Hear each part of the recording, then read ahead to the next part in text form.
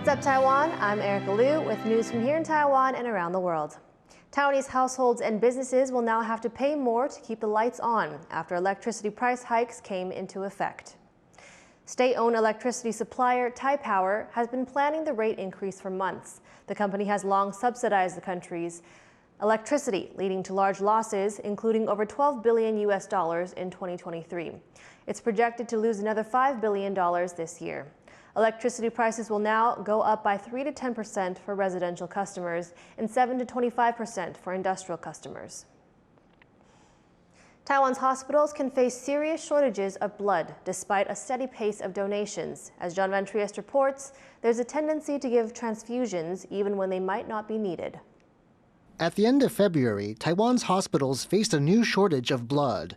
It's a problem that's become more acute since the COVID pandemic. Supplies have since stabilized, but it may not be the last time storage shelves like these run empty as demand rises. 很多以前或许不太容易医治的疾病，或许现在可以得到一些医治，但是血液却又是他们的一个可能的一个必需品。 Taiwan has the world's highest rate of blood donation, breaking 80 donations per 1,000 people in 2022. But it uses transfusions far more often than some of its Asian neighbors, and 4 times the rate of the U.S. 也可能因为我们捐血率还很高，所以血源比较充裕的，不缺血的。那加上我们是健保给付，所以医师对这个血品的价格，或是这些东西好像比较不受限制。Taiwan has had guidelines for transfusions in place since 2020, but there's been little rigorous management of the country's blood reserves. As fewer young people donate and the population ages, there are worries the need for blood could outstrip supply before the end of the decade. All this has some doctors questioning Taiwan's liberal use of transfusions.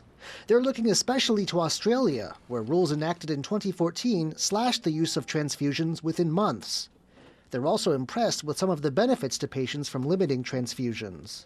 推行之后，它的用血量红血球下降了4成，而且下降4成以后，并没有造成病人伤害，反而对病人是好的。因为这些病人追踪以后，住院中的感染率还有住院的天数也缩短了。然后住院中会发生急性心梗塞或者是意外的这种栓塞性的脑中风的机会就减少。 But it will take action from hospital administrators and maybe even the government before doctors can bring these kinds of restrictions to Taiwan. Scott Huang and John Van Trieste for TaiwanPlus. The central Taiwan coast is ground zero for Taiwan's planned wind farm projects, but some local residents and conservationists are hoping to protect its famous mudflats. Chris Gorin has the story. These are mudflats in Changhua County in central Taiwan. They're known for their oyster farms, where tourists can ride ox-driven carts and pull the shellfish right from the ground. These massive wetlands are also important habitats for birds and even dolphins.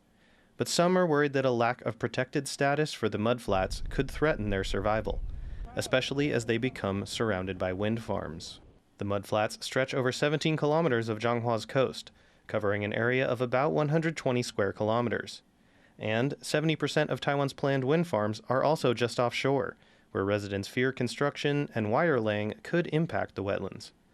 Some local oyster farmers say it already has, and they're ready to fight.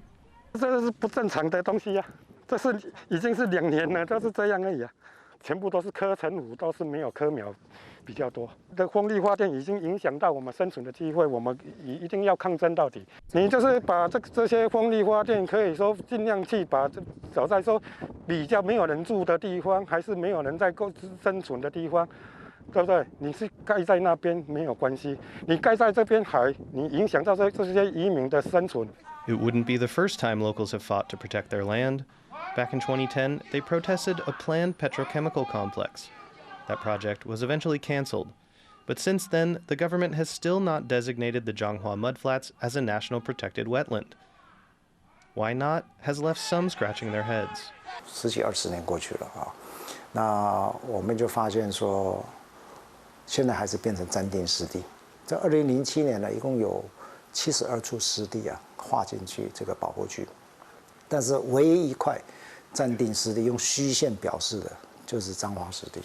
The fight for the Changhua wetlands is just one of a growing number of land disputes brought about by Taiwan's ambitious energy transition plans.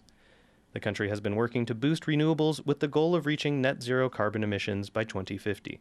Whenever we think about renewable energy, I think we should take into account that Taiwan is one of the most densely populated countries in the world. That means we have the land is really limited. And renewable energy, both wind and solar, requires lots of land.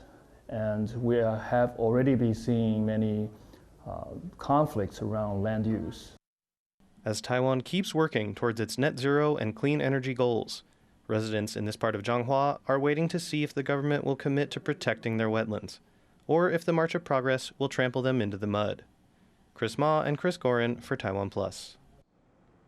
An annual group wedding ceremony in Taiwan South is celebrating love the traditional Paiwan way. Reese Ayers has the story. The higher the bride swings, the more blessings she'll receive. It's just one of many rituals you'll see if you attend a Paiwan wedding. Mostly occupying the country's central mountain range, the Paiwan are the second biggest of Taiwan's 16 officially recognized indigenous groups. And at this group wedding ceremony in the southern county of Pingdong, couples tie the knot in true Paiwan style. 为了让10对新人能够体验我们台湾族的贵族婚礼相当的一个用心。那整个仪典非常的庄重又令人感动。 Gifts are particularly important in Paiwan weddings, with the number and quality of gifts given to the bride's family subject to close scrutiny. Unions have typically kept within the community too, though some traditions have been relaxed to accommodate international relationships. 他从小在越南出生，然后之后移民去美国，这样子对。然后他之所以会来台湾，就是因为他想要娶我，所以就来到台湾了。 This event marks the 17th year the group ceremony has taken place, and it's become as much of a celebration of Paiwan culture as it is of the couples dedicating their lives to each other. Justin Wu and Reese Ayers for TaiwanPlus. In the spirit of International Pet Day in April, Taipei Metro rolled out dog and cat-only cars on Sunday. Furry friends got to travel without being in a container. The Metro also added more trains this year and may consider making pet rides a year-round policy. Irene Lin has the story. Dogs and cats getting to ride on their favorite humans' laps on the city metro for once. In a Taipei Metro event celebrating International Pet Day, pets got to travel outside of a carrier and make friends with fellow passengers. 可能会想要跟主人一起玩，然后他之前在笼子里面呜呜的声音，就希望可以想要出来这样子，对，然后他今天就很高兴。之前都要用这种车子载着，对，没办法露头出来。 Taipei Metro said as long as the pets were on a leash during the ride, their owners could let them run around interacting with others.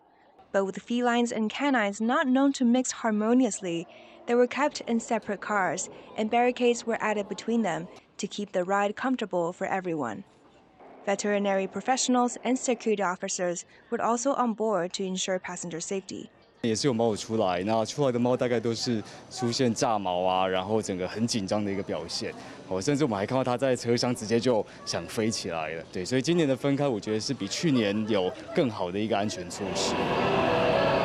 With these additional safety measures, the metro increased the number of trains pets were allowed on.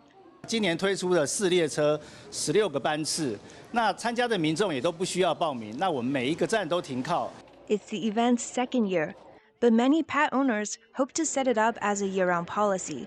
因为它现在1年1次嘛，看到之后可以可能每季或每个月的话，可能更好。 For now, pet owners will have to convince their furry friends to be patient in carriers or strollers on the train, while staying hopeful of one day being unconfined.